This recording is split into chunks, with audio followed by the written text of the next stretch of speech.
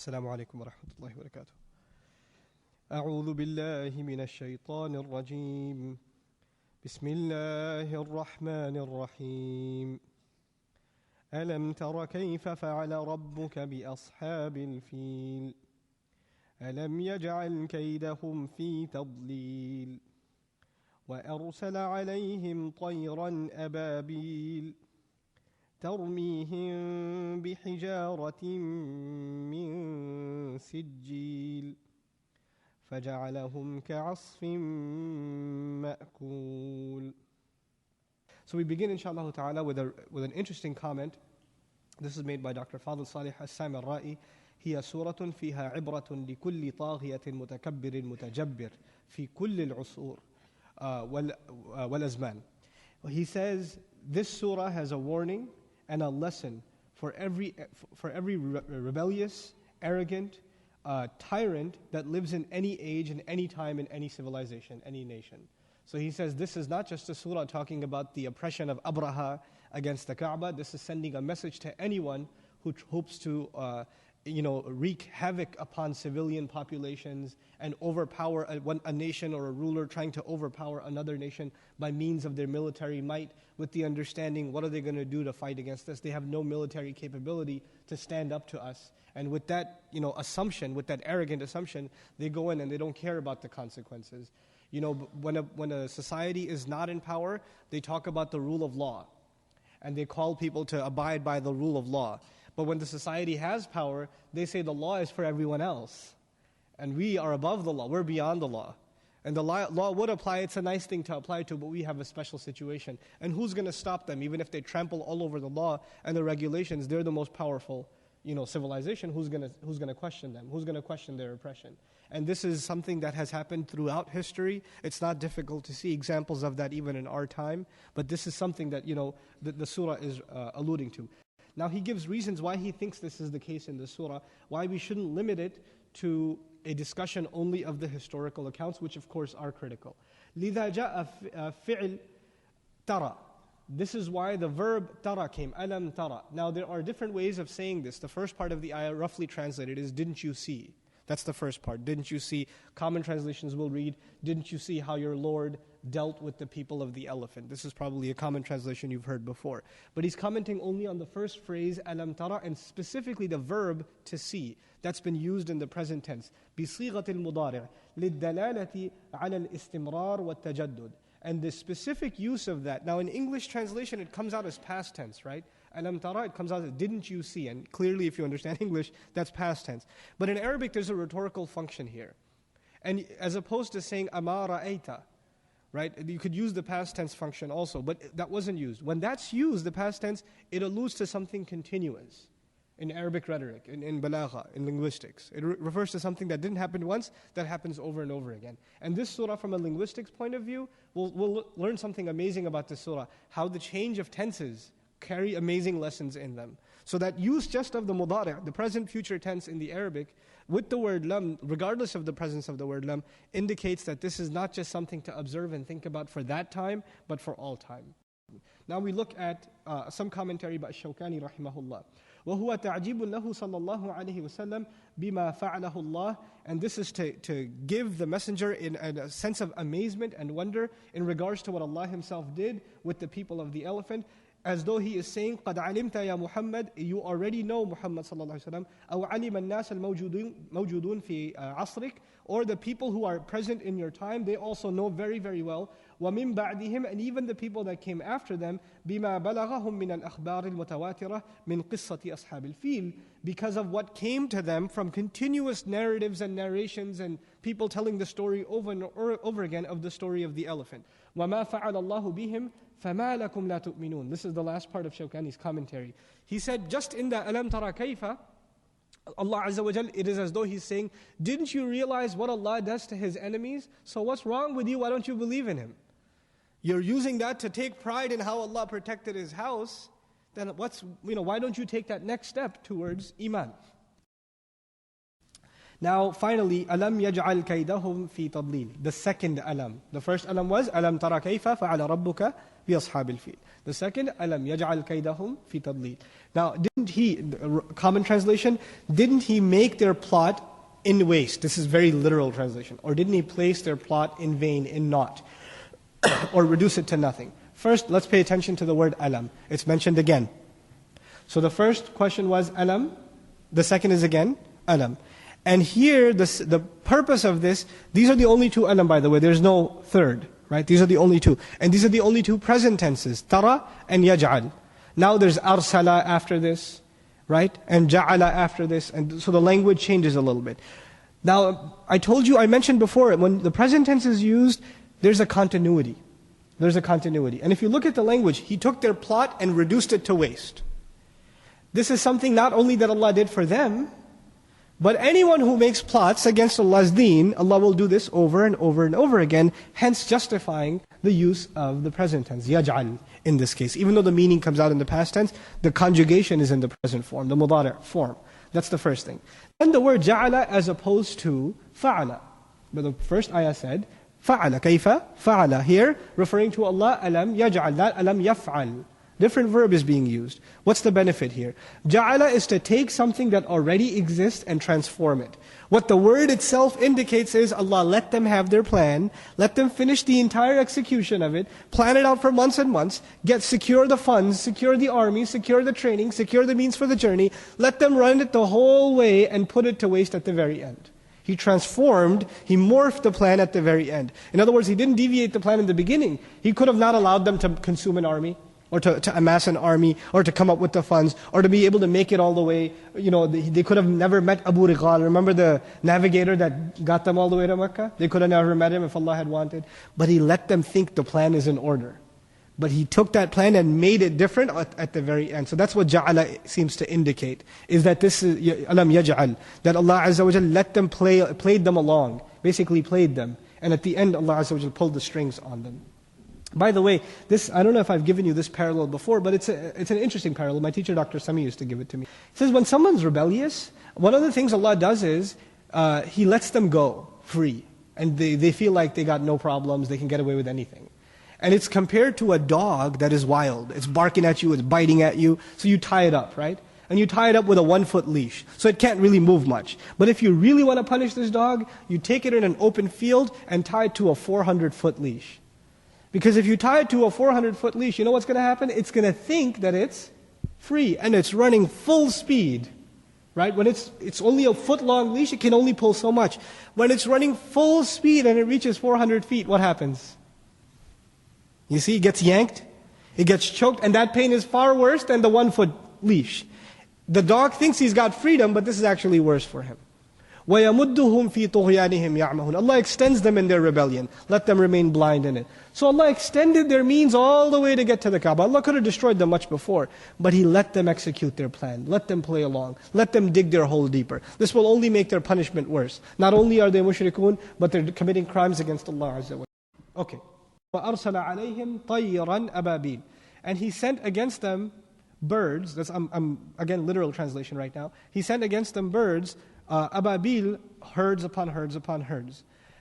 Now, just a historical comment describing the birds. When Abdul Muttalib turns back, فَالْتَفَتَ, he turned away, وَهُوَ يَدْعُو, and he was making dua to Allah. فَإِذَا هُوَ بِطَيْرٍ, then all of a sudden he sees birds. مِن نَحْوِ الْيَمَنِ, coming from the direction of Yemen, which is interesting because the army also came from Yemen, right? Wallahi, he says, فَقَالْ, he says, I swear by Allah, إِنَّهَا لَطَيْرٌ غَرِيبَةٌ.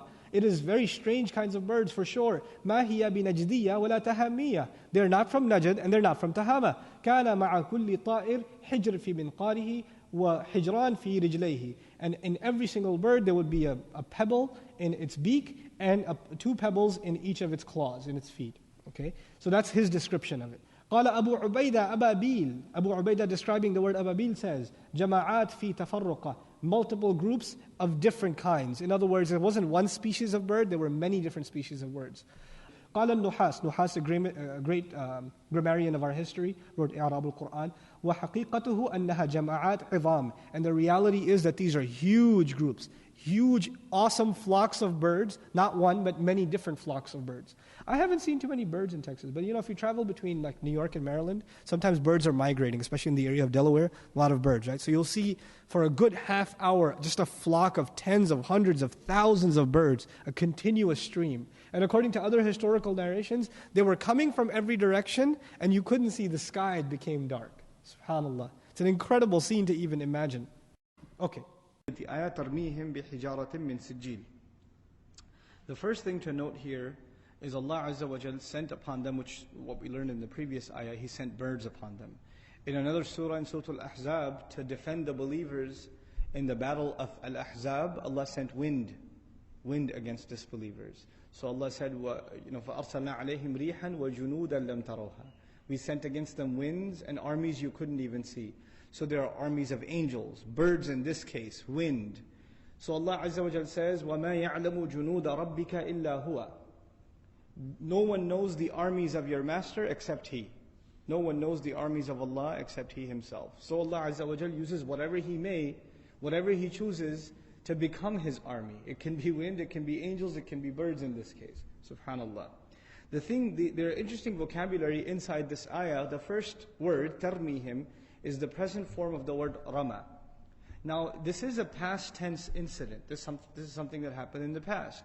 But tarmi is being used. The present tense is being used.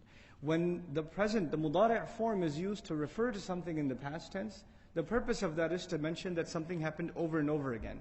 In other words, they didn't just throw it once, they kept throwing.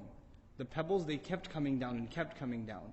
So if the word ramat was used, ramathum bihijaratin min sijil, it would just mean once, and that's it, they fell. But it seemed like it just keeps on coming like rain, and that is captured in the word tarmihim in the present form. Then the word rama yarmi, the origin of the word, doesn't just mean to throw or to pelt. The first meaning of it is to throw something from a distance.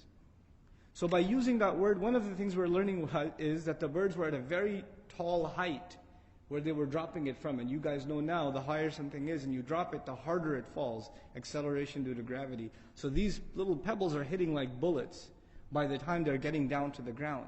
The other thing is, Rama includes, or this Rami in Arabic includes something that is thrown, not just thrown, but thrown with a specific target that you're aiming for. And by using this word, Allah Azza wa Jalla is teaching us every single pebble, it's like Allah Azza wa Jalla targeted every single criminal that it's supposed to hit and where it's supposed to hit them. So it's these guided missiles that Allah Azza wa Jalla was sending with the word tarmihim, that He sent against them. Then in regards to how these pebbles hit, إِنَّ الْحَجَرَ كَانَ يَدْخُلُ مِنْ رَأْسِ أَحَدِهِمْ وَيَخْرُجُ مِنْ أَسْفَلِهِ. That the pebbles, they would enter into the skulls. And this is important because the skull is the hardest bone. It's the toughest bone to break. Right? And the only way you can bash somebody's skull really is like a bullet or something, right? It's something really hard hits it. But the pebbles would go into their skull and come out from behind them. It would go through them. And that's what the eyewitness accounts are describing. Now we come to the final ayah. By the way, you notice already the language is very, very graphic. It's full of very strong, sharp, not very pleasant imagery. Right? Allah didn't just say He destroyed them, He is giving us really explicit details of how He destroyed them. You know why that's important? Because of the word kayfa in the beginning of the surah. Allah didn't just say what He did with them, how He did with them. And when you ask the question how, the answer comes with details. When you say what did you do, you could just say I ate lunch. When you say how did you do it, then you're describing details, you're giving details, you understand? So the graphic language in the surah is perfectly situated because of the word kaifa instead of the word mada. What did your master do? No, how did your master deal with them? How did he destroy them? So the answer is coming in this surah. Then we find these two words, asfim, faja'alahum, then he made them, he transformed them. Ja'ala in Arabic is used when you have something and you turn it into something else. Like you can take wood and turn it into a table, ja'ala. Not khalaqa. Khalaqa means you created it out of nothing. But ja'ala, you took something and you made it something else. Okay? So for example, in Allah Azza wa Jalla says, وَكَذَلِكَ جَعَلْنَاكُمْ أُمَّةً وَسَطًا. He took you, He made you into a nation, a balanced nation. So you're already there, but He transformed you. So Allah is saying these people, Allah transformed them. So that, and by the way, when ja'ala is used, someone was something else before and there's something else after. So they were a powerful army before. And now when Allah transformed them, what did they become? Now we'll find out. فَجَعَلَهُمْ. He didn't say فَجَعَلَهُمْ عَصْفٌ مَأْكُولٌ. He said كَعَصْفٍ مَأْكُولٌ. Ka is used for tashbih. It's used to give likeness. He made them like. He made them like. So Allah wants us to compare what they look like to something you can see. This is also important. We're not there. We're not in front of these armies. We didn't see what happened. It's not on video. So Allah is presenting us video by means of His words. He's presenting us the imagery by means of His words. You want to know what they look like?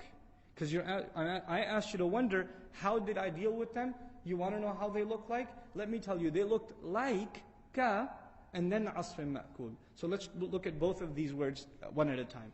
Asf in Arabic and asif especially is used for winds. Winds that blow, cut off leaves that are, these crumpled up leaves, especially in the fall, they're all over the ground. And when wind is blowing, you see them in the air. That kind of wind is called asifa, or rihin asif. Asif, literally that which is blowing the leaves and the pebbles in the air. Asfa actually is the leaf of a tree that has been cut off and withered and broken up. That's what that is.